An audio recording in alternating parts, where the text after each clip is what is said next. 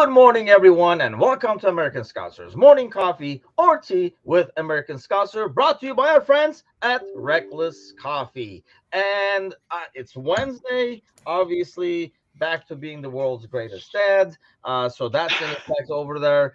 John is here as always. John, what's going on? Now you're barely on the gravy train, I see. Barely on the gravy train, yes, but I was thinking before the show started, we need to have a name for our Wednesday show. Like we have Reckless Fridays, and it kind of fits the bill with all the takes that myself and Anon kind of throw there. So what do you think? Like Wacky Wednesdays, Midweek Madness, right? Like We got something like that, right? Do we Like have a That's a bit name of for midweek Monday, madness. though? Cream Pie Mondays? I don't know. I mean, do we have a name for Mondays? like for those watching, what do Jesus. you guys think? Should we have like a special nickname for our Wednesday show? Just Because mellow. Just a little mellow. Wednesday. mellow, yeah, Just a mellow, little chill out Mellow middle is of the fine. week. mellow Fucking midweek. Wednesday. Yeah. Because Tim, myself, and Gordo kind of hang out here. It's like a cafe atmosphere here, right? It's instead of a pub on every Wednesday, right? Yeah. But When you watch the Friday show. Number two Yeah. dad Gordo's in here, so we have a freshly newer dad. Not Yeah. not a freshman anymore though, like a sophomore, right?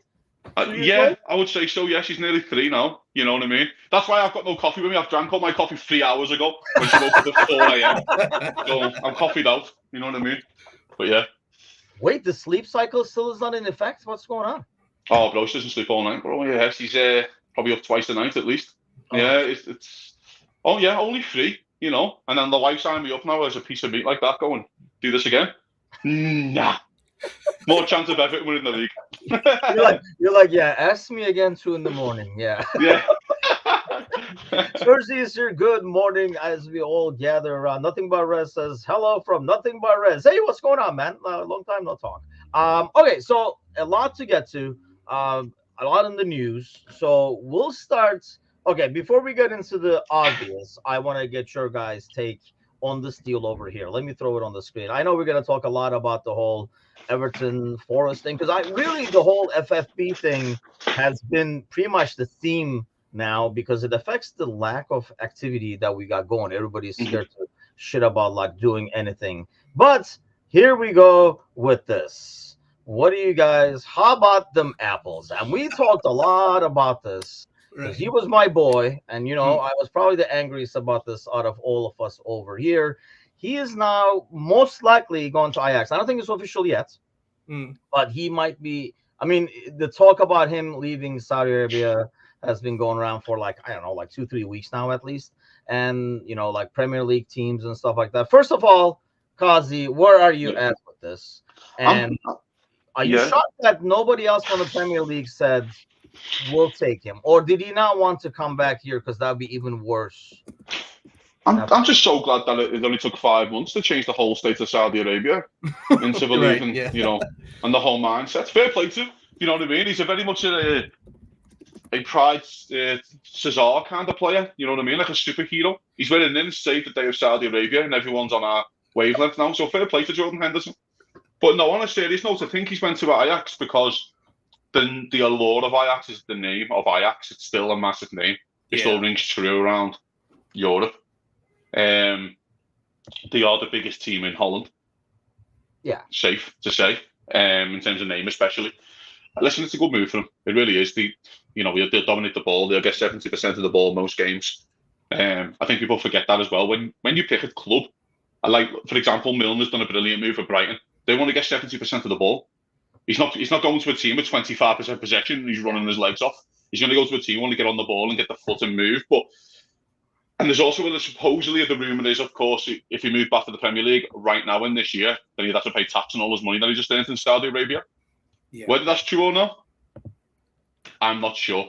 But yeah, I think it's a good move for him. Listen, everyone makes mistakes. I'm trying to give them the benefit of the doubt. People make mistakes. People get badly advised all the time. And we shouldn't judge people off their worst ever mistake that they ever made. I think you ought to judge the person on the collective. He left weird. Didn't leave Liverpool weird. What he said when he left was weird. Yeah, that was the worst part. He thought he could have more miles in his legs. The manager felt otherwise. It's been a godsend for Liverpool, in that sense. And yeah, I wish him well. I really do. People make mistakes all the time, so we'll see.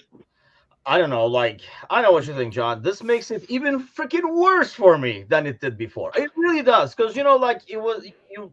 I mean, we talked a lot about it. I was really pissed off because he came in like he was in ridiculous shape. All the boxing and all that stuff. We forget about this now, but in the preseason, he came back in Mhm. preseason like in ridiculous shape. We were like, hey, he doesn't care that we have a whole new midfield. He really wants the spot. Blah blah blah. So he comes over there and he's going to be he's going to be doing his thing and earn his spots, his leadership, blah blah blah. We're talking about that. Yeah. So it's like no, because supposedly Klopp tells him about his role, and I think he would have been great in a Milner kind of Yeah. role because we knew we lost Milner.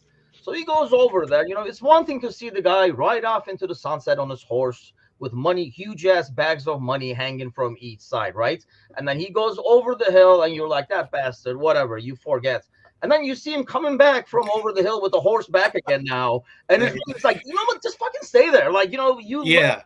I feel like this makes it even worse than nothing but rest says like grass isn't always greener. And that's the thing. He freaking went to the other side. Just freaking stay there. At least make it worth the harassment you took. Right. Because he Exactly. did get a lot, and maybe over the top, but he did get a lot. Like a backlash from his move.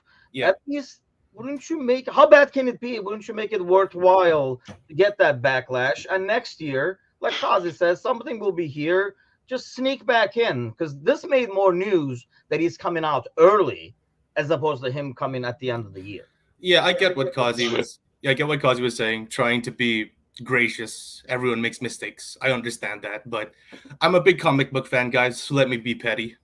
Riddle me this. Riddle me this. What's washed? A hypocrite and has his tail between his legs. Jordan Henderson, right now.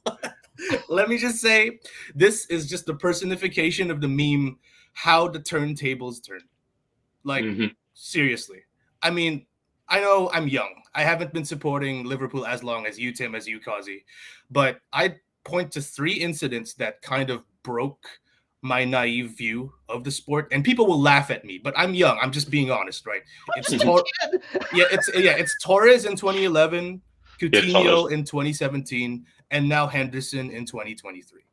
Like, the reality of the sport, like these heroes, these guys not being all that they claim to be in terms of being consistent with their views about the loyalty to the club, all that. Yeah, that's out the window. Jordan Henderson, for me, kind of hurt the most because of what he stood for. And it's beyond the sport.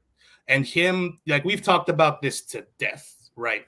But this is just like, so was it worth it, Hendo? Obviously not. Right. Yeah. So him coming back, like you said, Tim, it's just him admitting like this was a foolish move. This was a stupid decision on my part. And now whatever flack he takes, he has to take it on the chin, because, let's not mince words here. This was a purely money move. And of course.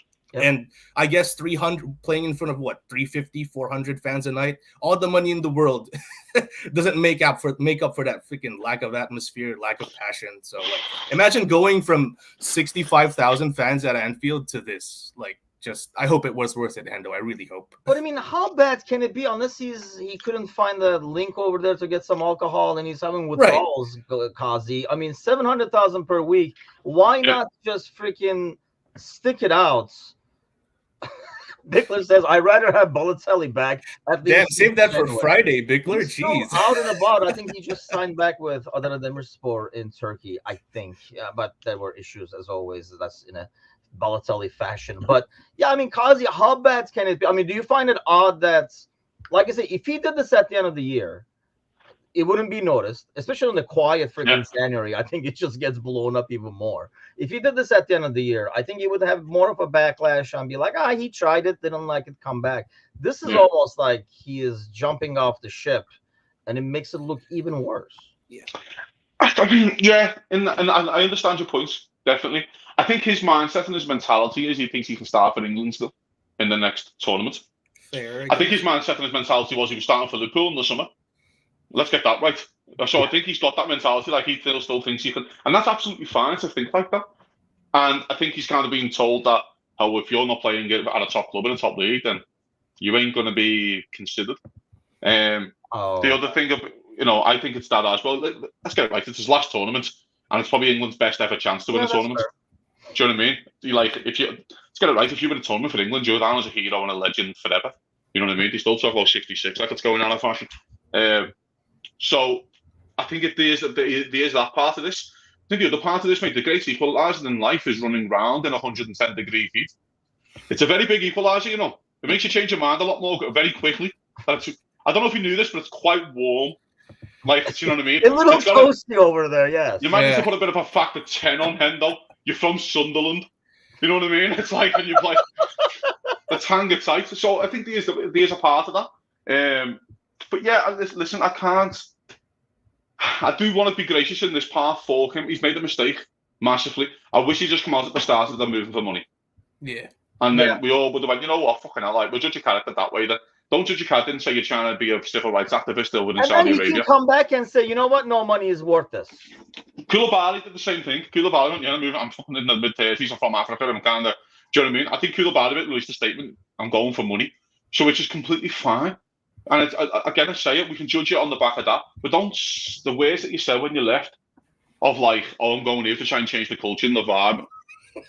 Come on, just stop. Still makes me laugh. I think I would have respected them more for saying money. Which is mad. Because we knew what it was. Just tell us what it is. Yeah, like Fabinho and Firmino, they just left just like that, without a word said. We knew what it was for. They knew what it was for. and they got a better reception. So Fabinho went, I can't run anymore. I'm getting offered the next amount of money here for 2 years. I'm going to be like Adriano at like 33 and just sit in the favelas in Brazil. Yeah, it's like Ando is talking to the microphones in the front door. They're like sneaking out in the back with the backpack. Yeah. You can see them like leaving. They're like Ando will talk to you guys.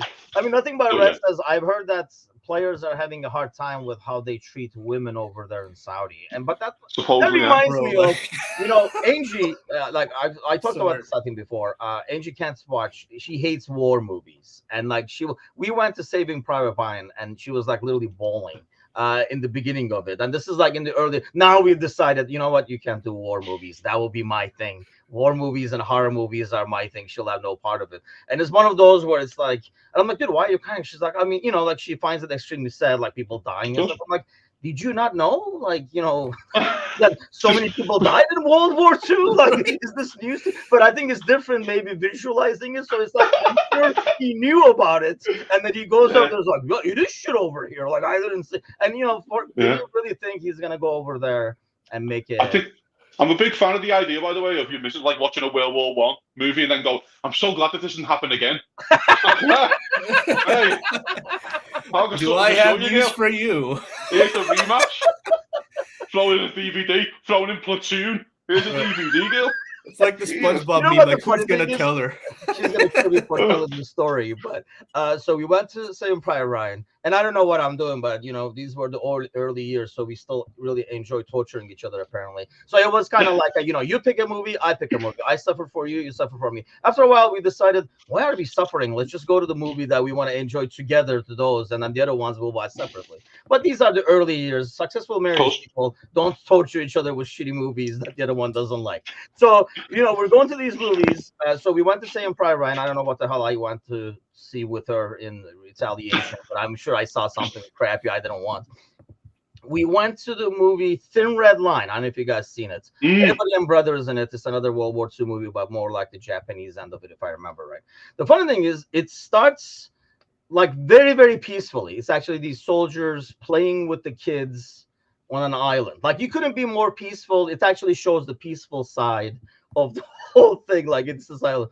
I look over and Angie is just bawling, like literally having flashbacks from like Saving Private Ryan, that beginning scene.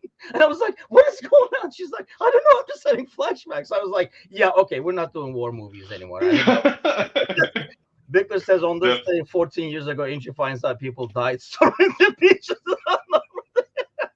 Poor Angie, she's gonna kill me after the show. Thanks. Saudis treat women better. Oh, come on. That is wrong. That is wrong. But I don't know. It just makes it look bad. But I guess that's a good point. If he does want to, mind you, Ajax is having a really shit year.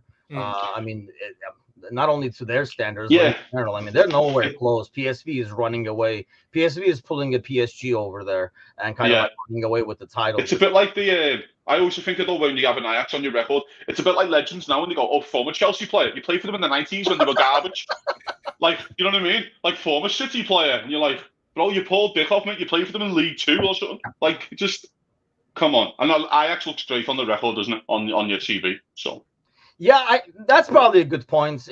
Where you at? I'm on Ajax. Yeah, I love, by the way, when ESPN does that, like when they put their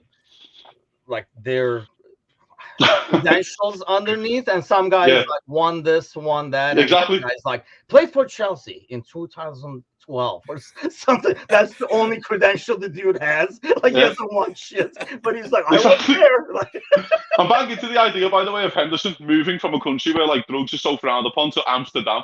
Bang into that idea. Just walking around going, yeah, this is great. Come he's on like, now. this is what I'm talking about. Just riding a bike, just smoking a dude. Yeah. And you know, Amazing. I talked about this. Like, I mean, my dad. This is way back in the day, so I'm assuming it's even better now. But way back in the day, I'm talking like what 30, 40 years ago. God damn, I'm old. But you know, probably like almost 40 years ago. My dad used to work there for a couple of years. I even went to school there. Went to an American school, so I can say, for example, I went to an American school there. I think it was like 4th grade. And you know, it's just a different planet. It was an American school. Teachers were American. Everybody did whatever the hell they want. So I mean, it's not like Hando went over there and they were like, you know, like treating his wife poorly or anything like that. They live in their own bubble over there. I mean, that's how it was then 40 years ago. So I'm assuming it's only better now because that's when you know, they couldn't drive and all that kind of stuff, which is not the case anymore from what I know. So it has gotten like better, I would think. But even then, as strict as stuff was, you could still get alcohol. Hopefully there is no like we're not gonna go to jail now for admitting this, but you could still get alcohol back in the day and stuff. Like I know they were getting it, all kinds of stuff. And then you could, you know, you lived in your own bubble. You didn't live by Saudi rules unless you were out and about doing something stupid in your subdivision or whatever. You live with, you know. So I'm sure these soccer players have their own mini city within the city where they do whatever the hell they want. But it's like that's why the Euro theory, I think, makes more sense, Kazi. Yeah, that's exactly it. And it's like that in Liverpool, by the way. All the Brazilian players live on like 8 houses that Liverpool bought for them. Like Liverpool, like all the Spanish players, they all bought these houses in 05, and we bought all the Spanish contingents with Garcia, Nunes, Alonso, and all that. They all lived in like their own houses. Liverpool still own them houses, and the Brazilian players lived there. So it's still the same kind of thing where you get surrounded by everyone who speaks Brazilian, Portuguese, sorry. And then it's not like, I think Richarlison lived in one of the houses right next to them when he was at Everton. So you do get these like little communities throughout the city that's dotted around kind of thing. So I'm sure they lived in their own little community. But yeah, I think Henderson still believes he can play at the top level. And we don't believe he can. So, footy, you know? Yeah, I mean, welcome back, I guess. We'll watch. I found myself watching Real Madrid games just to see if Arda is playing. I might see if I catch a couple of Ajax games to see if Handel can still run. I wonder if he's still rocking the beard. Right? Okay, let me ask you this, because we've had over the last week and a half over here. I'm afraid to put any midfielder titled stuff on the chart over here to talk about, but we've had like a biggest midfield fight. I can't wait for the games to come back so we can just talk about the games and fight over whose mistake it was. Curtis Jones is the most popular name in America. Yes, Scouser but let me just say, Henderson was here right now. Yes, John. Yeah. Would he play? How much would he play? You think?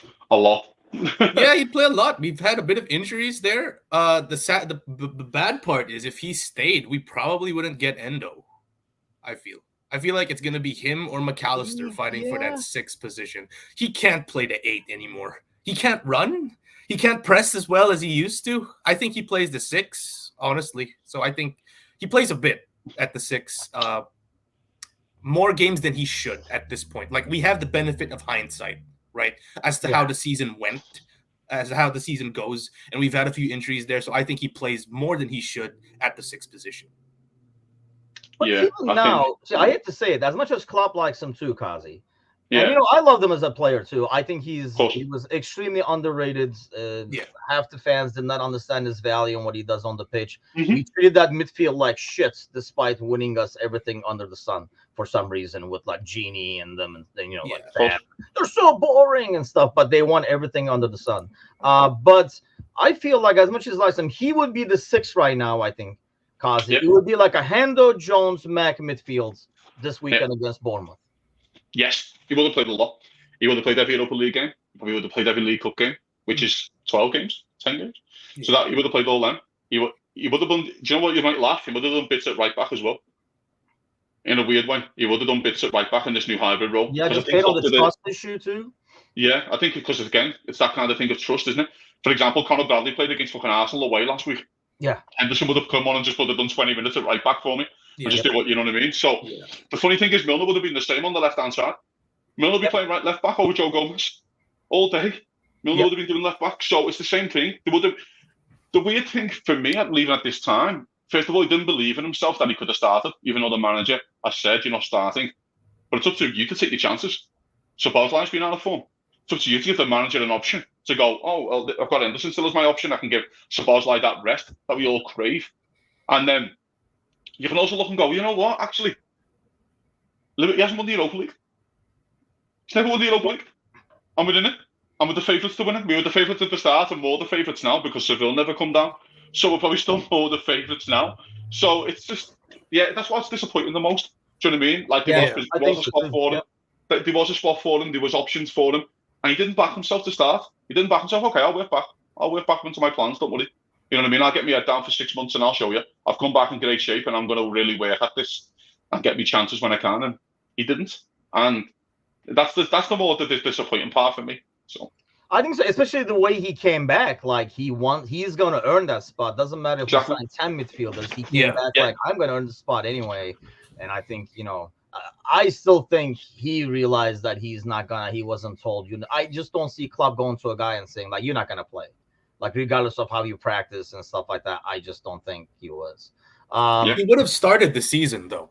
And then that would have been his position to lose. Would I probably bought Endo more time? Maybe we would have, did a Kabak or Davies on Endo instead, and he would have never hit the pitch. Would he have done McAllister in the 6 at the start of the season? I don't think so. Henderson I don't think he would have. I think he would have put McAllister in his natural position in the 8th, but he left the manager a bit snookered because Endo wasn't ready.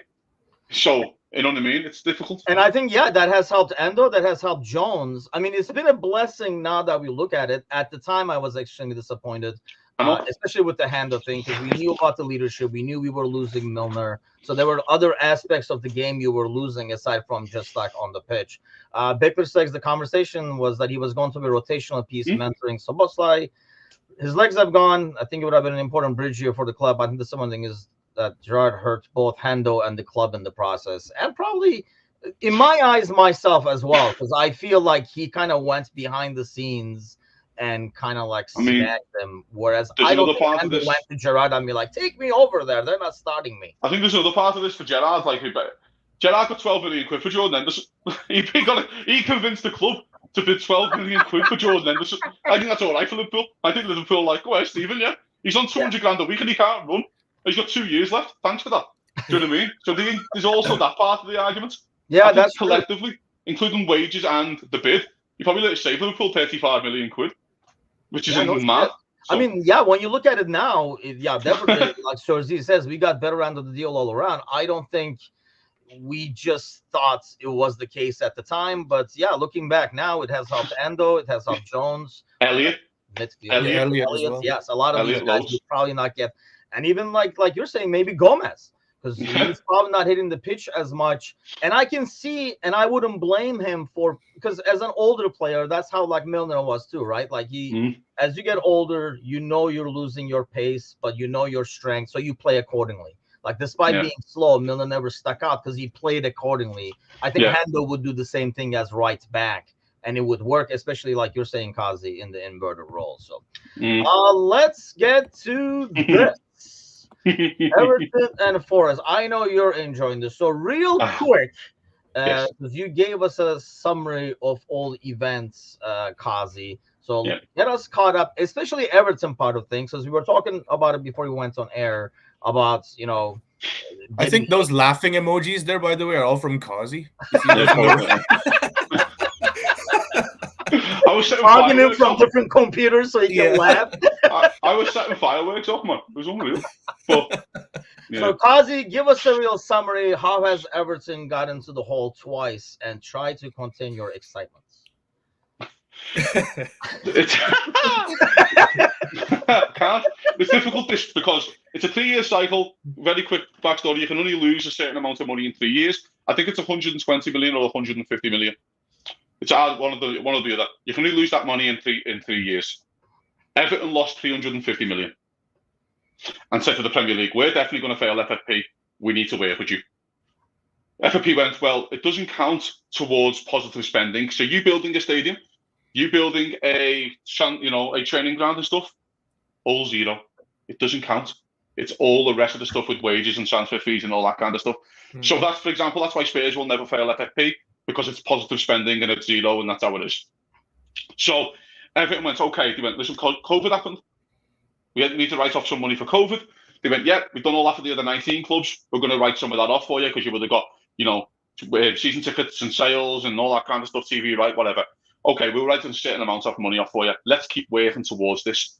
So Everton kept submitting things to the club, going, we want to write this off, we want to write that off. And the Premier League are a bit, oh, okay, we shouldn't really, but we're trying to help you. We're trying to help you. Everton were then submitting things which was just insane. So, for example, there was a certain player who shall not be named, who had a year left on his deal. He was a really big player for Everton. He never played a full season for them. Then he left on a free. Don't really want to say his name because it's not great.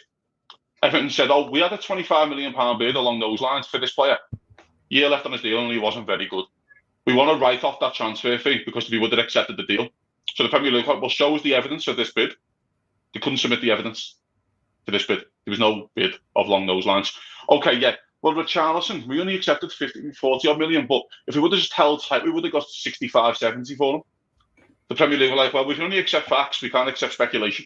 Yeah. The fact is, you accept a certain amount of money, and that's what it was.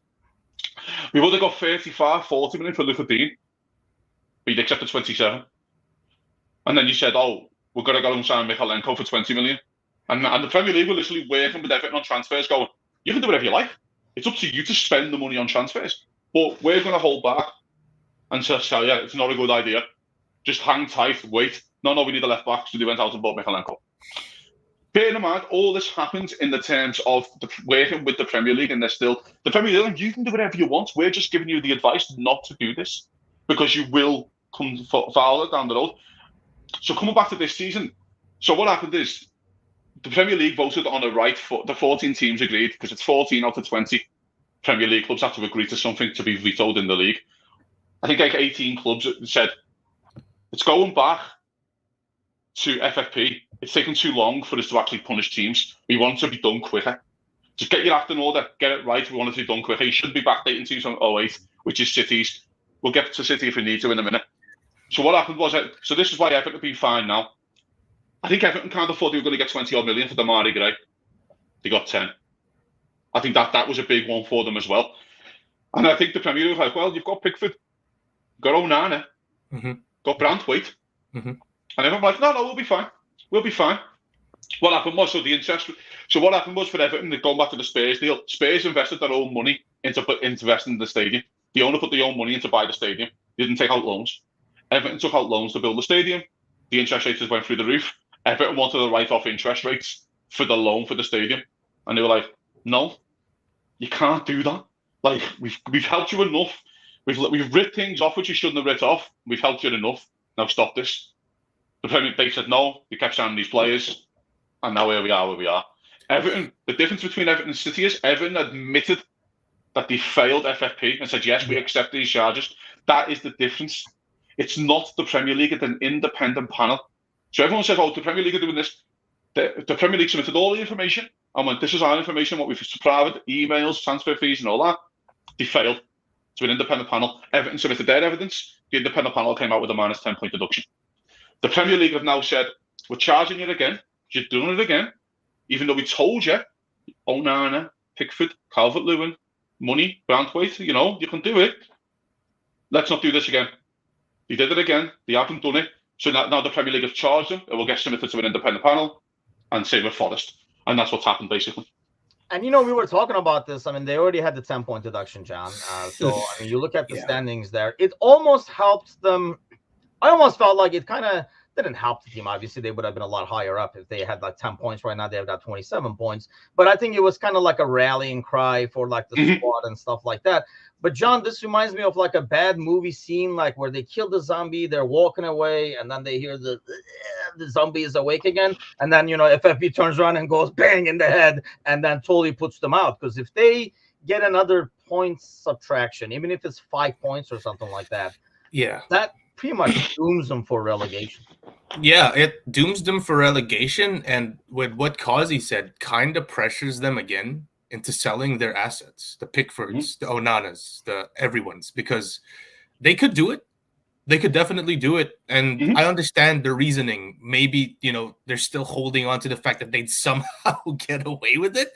But the fact that they're cracking down, it's really setting a statement. It's really sending a statement to the Premier League. And we're going to talk about it in terms of how it kind of affects, the transfer business here. But yeah, it's just, I admit that I haven't really read the reports in detail. So again, props to Kazi for explaining it very well. So you kind of think, with these clubs, they have the best.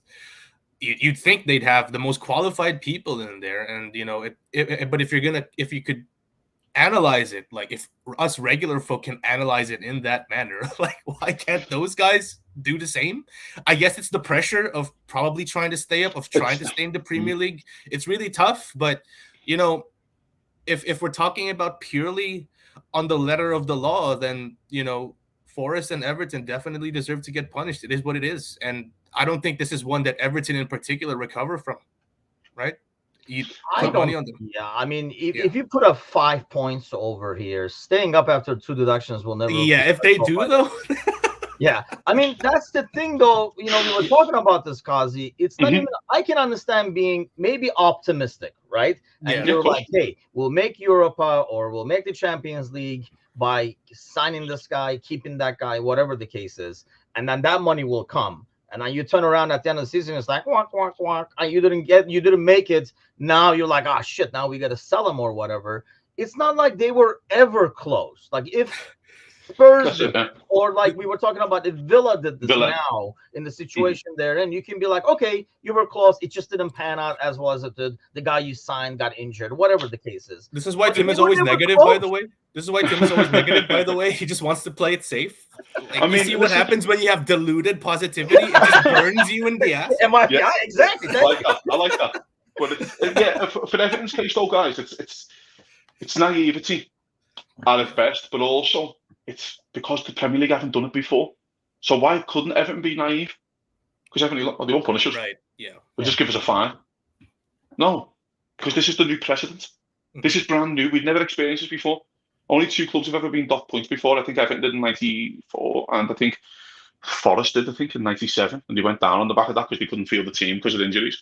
But so it's brand new. This has never happened. That's why Everton were naive to this. So naive, they're just like, oh, they'll just fine us. No, you signed up for this. You have to do this. So, and that's what's happened with Forest now. Forest have signed 20 million players and think, oh, we haven't broke FFP.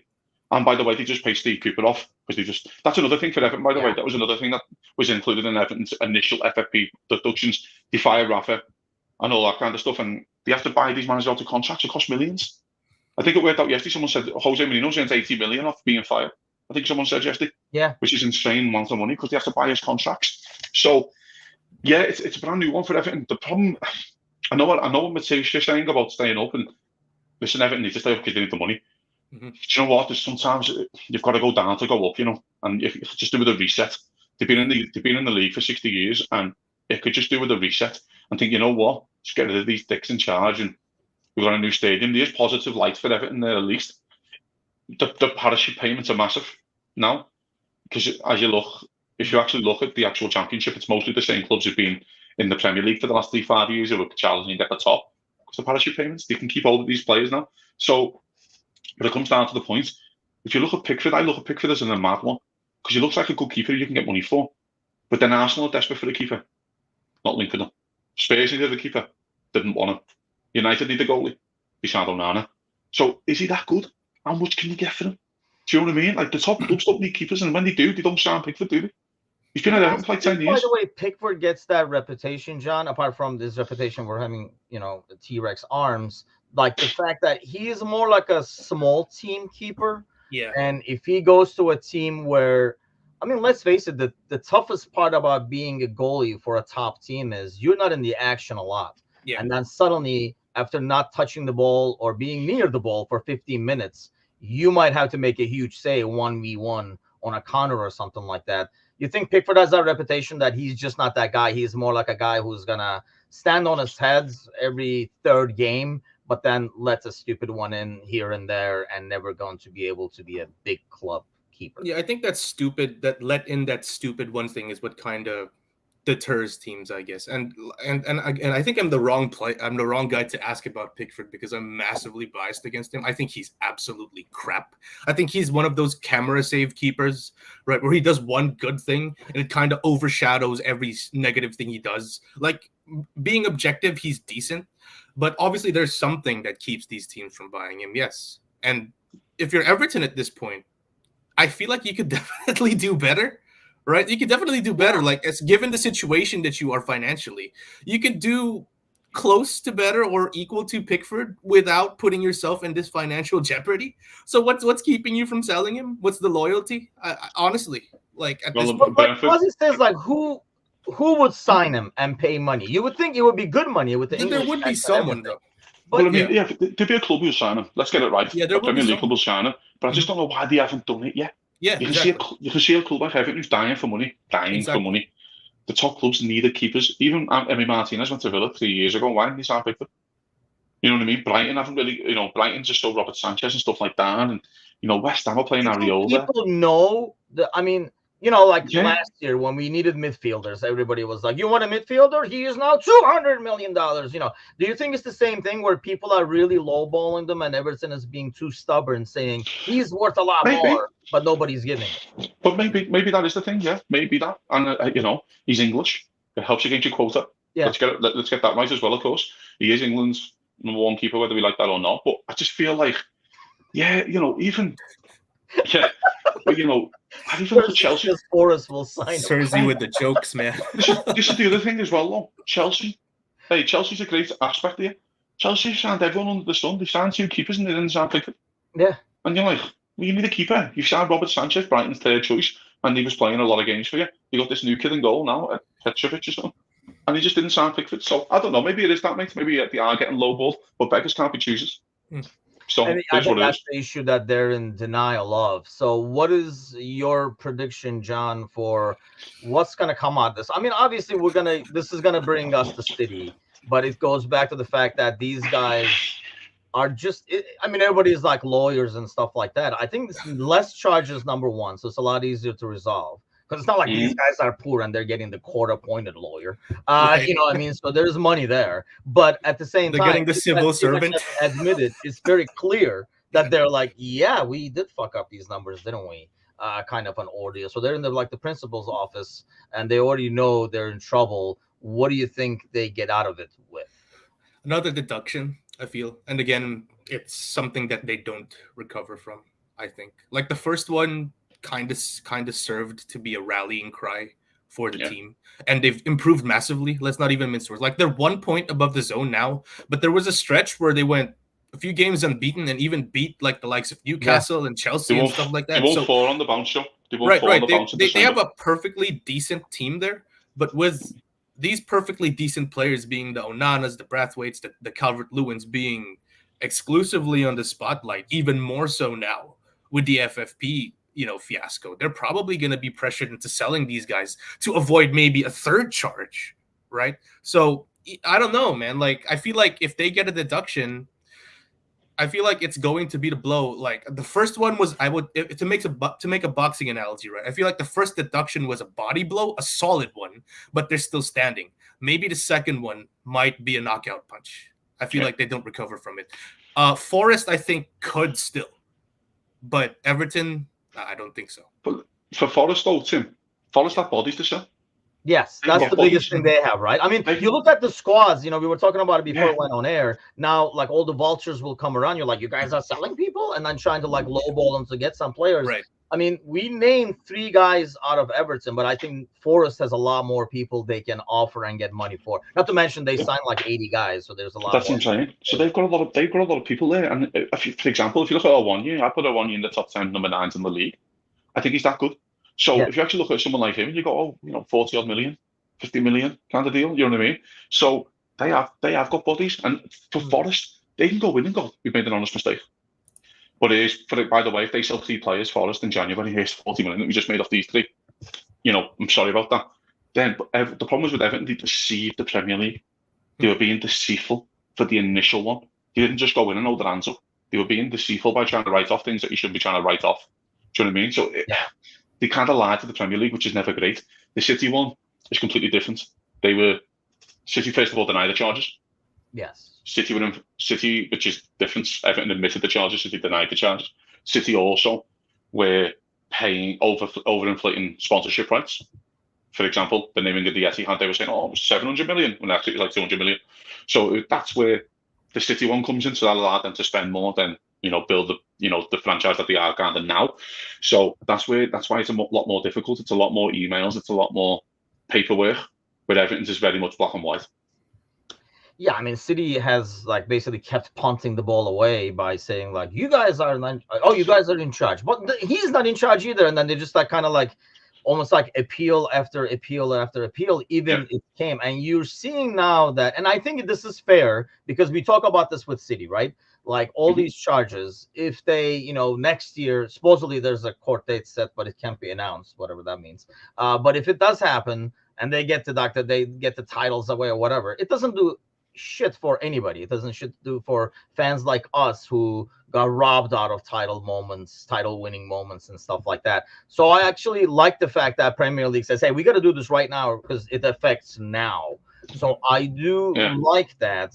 But then when it comes to City, John, they're not able to do that. When will they, or is it just City kind of like behind the scenes pushing this thing further away and away and away and next year, isn't it? End of next season.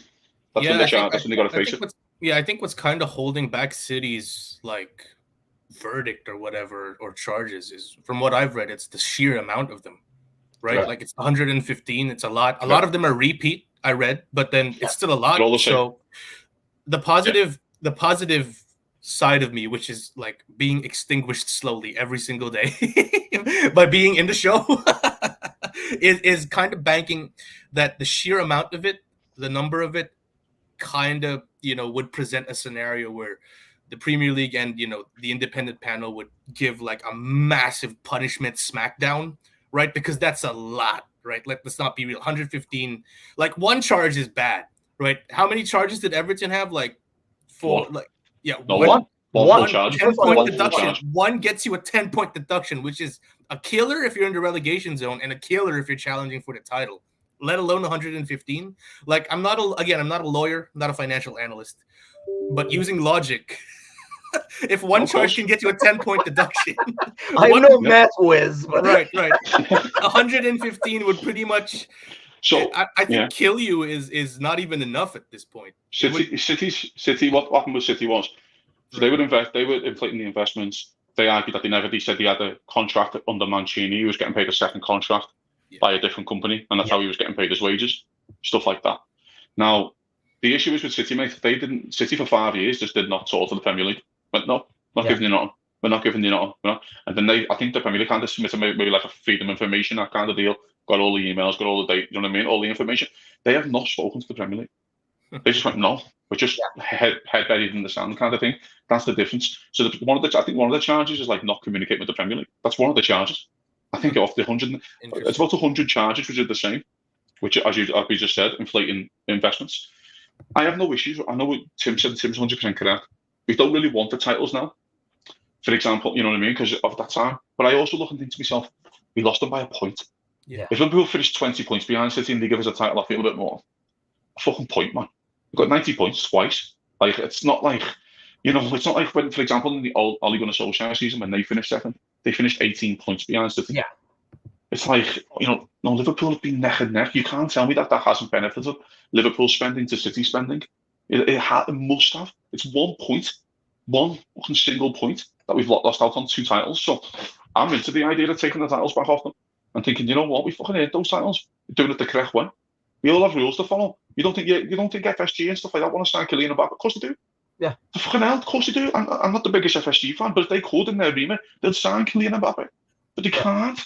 So it's what it is, mate. And so let's fucking throw the book at them. Let's go. I mean, they should. I just feel like, that's not gonna. We might sit down and say, well, serves them right about time and stuff like that, but just you don't get that moment back where I sat in the pub and like watch the Wolves game as we watched it. Yeah. Like the moment that you would have had with those fans at the pub is stolen from you. The other one that you lost in the last week, it's stolen from you. You don't get those moments back. And if you don't get those moments back, I mean, that's what, I mean, it's one thing to have them on the wall or whatever in terms of numbers, but it's those moments that, you're a fan for. And when they get taken away, you can't just give it back. It's gone. It's mad though, mate, because it's all butterfly effect though, Tim, because Brendan Rodgers might have won the league and then we don't get Klopp. So it's all butterfly effect how this happens. Then Gerrard gets his league title because we lost the league by 2 points last season. And that's where one of the charges are for, 13-14. Do you know what I mean? And I know Alan's comment there. He set the date. The date's the end of next season. That's when Pep's contract finished. That's why Pep will not do another contract. Pep will not do one. He's done end of next season because they know these charges are coming. And he can't be asked going to a team on minus 50 points. He just can't be asked. So that's why it's going to happen like that, mate.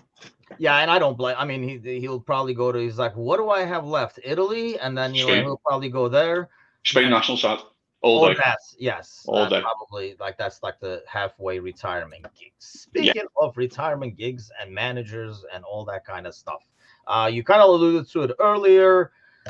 Mourinho is fired, which I thought I was kind of shocked they got him. He got him a trophy and stuff like last year. Yeah. And I think once again, it has been his personality or being outspoken. I know a lot of people hate him. I kind of almost find it finding it difficult to hate him now because I honestly appreciate his brutal honesty, John. Yeah. But sometimes we want managers to be brutally honest and say exactly what they think. But when they do, they get labeled at the same time.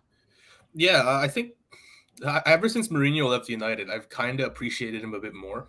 Obviously, not managing, our biggest rivals helps a lot. But I do agree, Tim. Like the brutal honesty is like a refresher. You have all these managers every press conference doing the whole cloak and dagger thing, trying to give mixed signals and mixed messages. But then you have Jose Mourinho just saying, "Oh, we were crap." Like kind of just straightforward, and that is a good refresher. The problem is I think his style of play, his style of man management hasn't adjusted well to this era of football. Like everyone says, the 3-year span. The first year he gets things going, the second is when he does something incredible, and then the third is when he ruins the team that he's in. Unfortunately, if you're going past his last few jobs, it's been a cycle of diminishing returns. Like with Chelsea, first 3-year span, he got them the league title and so on. Then he ruined it in the third year. With United, the second season, he got them to second, but then he got just the Europa League and the League Cup. So obviously that's a step down from the Premier League. With Tottenham, he didn't even get the 3-year thing. And then with Roma, there we go. He got the Conference League, which is below the Europa League. So as much as I love him, as much as I love his honesty, it has been a cycle of diminishing returns for Jose. And I think I know we don't want to give hot takes here, but I don't think he's going to be signed anymore by a truly elite team purely because of that. Like maybe a Newcastle, right? But he'd probably just be a stepping stone to that elite manager, if that makes sense. But never one to be placed anymore in the Pep Klopp category. I think. Yeah, I think so. Yeah, I see that. I'm torn on that because I know what you're saying and I agree. And I don't know, if his message gets old, the way he delivers it gets old. Because you would think, if you can kind of right the ship and start bringing your own people, it would get easier. With him, it seems to get more difficult. But I feel like, if he does go to Newcastle, for example, he would make a huge impact. First of all, he wouldn't have another manager in his pocket like fucking Eddie Howe does. And second of all, I think, you think he brings that credibility, and does he still bring that credibility, Kazi? When he goes to a team, people look at him like he's a freaking winner. You can hate him all you want, but he knows how to win not on a long time basis. If Mourinho goes to Saudi, they would hang him in like a week or something because he would say something that he probably shouldn't. So Never. I would, for if I'm just his manager, I would be like, dude, you do not want to go there because you can't get away with those press conferences. The problem is with the if you talk about the style of football first, fans can only get on board with that when you're winning games. But as soon as you Yeah. start losing games, it's the first thing the fans always point to, the style of football shit. But if you're going back to Jose himself, I think he's bang on lucky here. I really do on this one. I think the other times he deserved to be fired. He's 4 points off fourth. Yeah. It's Roma. Roma have never won. By the way, before he came, Roma had never won a trophy in Europe. Yeah. He's won a trophy in Europe. He lost the Europa League final on pens last year. Unlucky, really. I felt sorry for him because Anthony Taylor was the referee, which is never good for anyone. So if you win that trophy, of course, then you're in the Champions League as well. But by the by, they're playing Feyenoord, I think, in the Europa League. So they're still in the Europa League. They are still in, I think they're in the last 8 now of the Coppa Italia. This is a man who wins trophies, you know, and you're sacking him on the eve of winning trophies. So I always makes me laugh that his last game was for Spurs was the week before the League Cup final. Yeah, that's insane. It's just That's insane. And you're like, you brought him in to win a trophy. He's in a League Cup final. He would have been planning that. Would have been planning for that game 6 weeks before to win that trophy. Like people forget as well. By the way, the first thing he won at Chelsea was the League Cup. He beat Liverpool in the final. Gerrard on goal. The first thing he wins at United was the League Cup. He goes in there and goes, "I want that League Cup." You know what I mean? He goes into this and goes, "I'll take that, and I'll get the winning feeling back." Do you know what I mean? I'll get that good mojo back. So I think he's bang on lucky in this case. I really do. I think other times he has deserved it, but in this one, and by the way, going back to the top club thing, Newcastle's interesting, and the other one who's interesting, which you might laugh at, is West Ham. Moyes is out of contract. Think about the players who were there, and Moyes is out of contract at the end of the season. If you finish in the top 6 Europa League, if you're West Ham, if you're not going to give him a new deal and you want to let him go, do you know what I mean? If you've got Paqueta there, and people don't want to touch Paqueta right now because he's got that looming thing over his head with the booking, the gambling thing, so you won't want to touch him. You've got Kudus, you've got good players there, you know what I mean? You can go, you know what? Maybe. So, but in this case, at Roma, I think he's bang unlucky. I really do. I think I'd let him see out the season. You're deep in 2 competitions. You win the Europa League and in the Champions League. So, you know what I mean? I just feel like he's hard done by on this one. I really do. I was shocked when I saw that. Go on. I just want to mention as well, by the way, it doesn't help his case that I think he's only won 1 out of 5 games against Lazio. So that doesn't help your case. Because I think they lost to Lazio like 2 weeks ago or 3 weeks ago. I think they lost to Lazio with fans, as you know, Tim. If you can't keep losing to your rivals, you can't. I think he's won 1 in 4 or 5, which doesn't help anyone. Cersei says, I think the issue with Mourinho's discipline, all his coaching staff, including himself, have received multiple red cards. I think that's partially true, but I will also be the devil's advocate. And I think, if Mourinho says something, he gets punished because it's almost like he already met his quota. Like Mourinho can say what the fuck on the sideline and he goes and gets a card. The other manager on the other side can say what the fuck, nothing happens because, he doesn't have that reputation. It's almost like the refs are like, make sure you watch Mourinho. Don't let him get going. Of course. So I think he gets penalized just based on reputation sometimes as opposed to actually for what he did. I mean, we see that in the Premier League too, right? Like some managers do all kinds of shit. I mean, look at Arteta, for example, his Lego head doing all kinds of crap. And now the name is starting to come out. So I think you will see more now. But, in the past, what he did, if Mourinho does that in the Premier League, he's getting a red card left and right probably, and he's being punished for it. So West Ham is a good shot. That's pretty darn interesting. It's an interesting one, I think. But going back to the case, one thing I give Mourinho, and you are right, it's reputation, but also doesn't now take the pressure off players. Puts the pressure on him.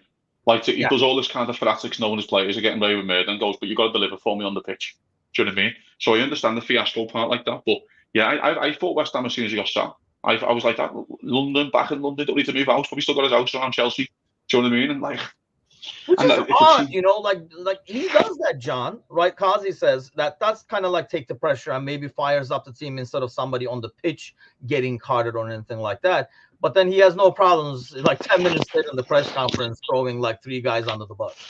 Yeah, it's conflicting. You could see why it's really conflicting, and you could see why this resonated with a certain generation of players, but now it doesn't. I don't know if y'all saw the Spurs documentary a few years ago Yeah. The season when we won the league. The way he talked to Dele Alli was just very brutal, very straightforward. And obviously, where's Dele Alli been since then? I Right, mean, he's had his been issues on him. on the down. So He's had his issues on him.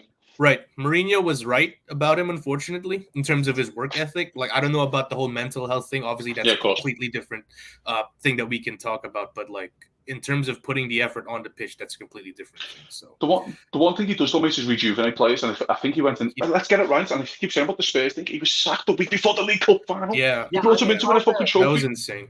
That's not his fault. He brought him in to win a trophy. If he wins the League Cup, then he goes, job done. You haven't won a trophy in years. I've done my job. Yeah. So as much as we can look back at the Spurs thing, it's been a bit of a failure. Well, it wasn't, because if you would have just waited a week, it might have been a success. It's kind of like in school. It's not an F. It's like you dropped out midway, right? Like with him. Midway to the target, though, John. Midway to the target. Right, exactly. No, I don't think his Spurs. I don't think his Spurs tenure was a failure, mind you. I don't think it was. Yeah, that's like dropping the class right before the final. Right. Yeah. It's genuinely like you brought him in to do a job, brother, and he was in it. He did it. He was there. He'd done his job, and it's just insane. It's just that's why I think the a lot of the things that he got criticized for, like I don't know if you guys saw the conversation he had with Rose and stuff. I mean, it's just brutal honesty. Like he's maybe almost too honest, and I think that goes back to what John is saying. It's a different type of time, as well with players anymore. You know, like you always hear players are like, "Oh, he is like you can read him. Like he basically whatever the guy you see on the pitch is him. He'll tell you what he exactly thinks. He doesn't play games and stuff like that." But I almost at the same time think these guys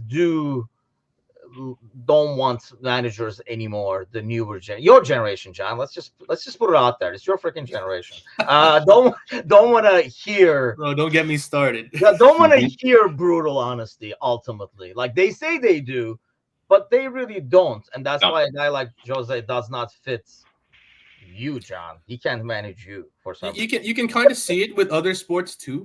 Like I don't know if Kazi follows the NBA, but the NBA is becoming an exclusively player-driven league where coaches are just thrown out the window because these players, when they don't deliver during the biggest moments, who gets the blame? It's not them.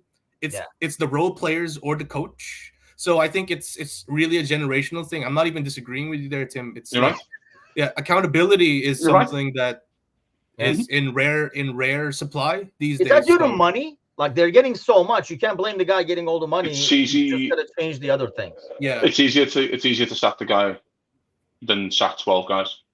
To get rid of 12, then it's easier to sack one. That's always been the case. Or it's easier to get rid of the coach than. I mean, I guess NBA is a different animal, but I feel like these players are pretty much making the teams now because they're like, why don't you get me that and then get me a shooter over here and stuff like that. And I feel like it is hard to manage somebody who's getting paid 50 times more than you, and you guaranteed that regardless of what you do. Exactly, yeah. And I agree with that. I think everything you say is correct about his time at the time when he comes into Chelsea, but he also had the back catalogue of winning the Champions League of Porto. But he had good young lads who were just like a Terry and Lampard. He just got them at the right time and built. He did it with Inter Milan. Inter Milan won not, and he wins the treble. He goes to Madrid and wins the league at Madrid and got 100 points. I think he's the first manager to ever get 100 points in La Liga. So his back catalogue is there. And that's why I thought Spurs would work, because it was that underperforming kind of thing. And you go, well, this lad's won everything. We're just going to listen to everything he says.